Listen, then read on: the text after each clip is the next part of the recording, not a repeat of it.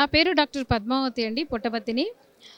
నేను 3 సార్లు భారత రాష్ట్రపతి చేత అవార్డులు తీసుకున్నాను.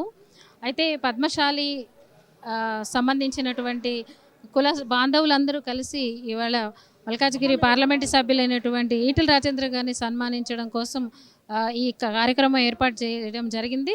ఇందుకు నన్ను ఆహ్వానించారు, వచ్చాను. ఈటెల రాజేంద్ర గారు మొదటి నుంచి కూడా ఒక బీసీ నాయకుడిగానే కాకుండా ఒక గొప్ప మానవతా మూర్తిగా అందరికీ పరిచయమే. వారి ఆహ్వానం మేరకు మేము మా కుల బాంధవులందరినీ ఆయనతో పాటు కలుసుకొని ఈవేళ ఈ కార్యక్రమంలో పాల్గొన్నందుకు, వారి చేత నేను సన్మానింపబడినందుకు చాలా ఆనందంగా భావిస్తున్నాను. ఈరోజు ముఖ్యంగా పలువురు వక్తలు ఈ కార్యక్రమంలో మాట్లాడుతూ రాజకీయంగా పద్మశాలీలకి సంబంధించి వెనుకబడుతున్నారు, ఐక్యత లేదనే విషయాన్ని చాలామంది ప్రస్తావించారు. యాక్చువల్లీ ఐక్యత లేకపోవడం కాదండి.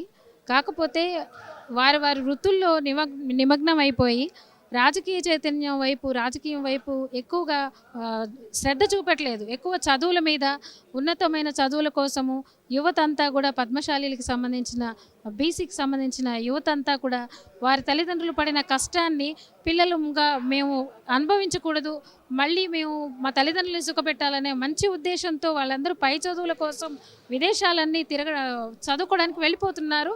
అక్కడే వాళ్ళు ఉద్యోగాలు సంపాదించుకొని అట్లాగా యువత, పద్మశాలికి సంబంధించిన యువత రాజకీయాలకు అందువల్లే దూరం అవుతున్నారని నా పర్సనల్ అభిప్రాయము. కానీ ముందు ముందు కూడా ఈవెన్ నన్ను తీసుకోండి, నేను ఎమ్మెల్సీగా కంటెస్ట్ చేశాను. ఒక వికలాంగురాలుగా కాదు, ఒక పద్మశాలి అని, ఒక బీసీ అని కాదు. అసలు మనం చేయగలగడం లేదు అనేది ఏమి ఉండదు. అసాధ్యం అంటూ ఏమి లేదు.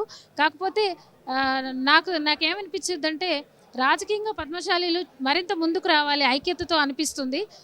భవిష్యత్తు తరాల్లో కూడా ఇంకా ముందుకు వస్తారని, బీసీకి మంచి పదవులు రాజకీయాల్లో రావాలని నేను కోరుకుంటున్నాను.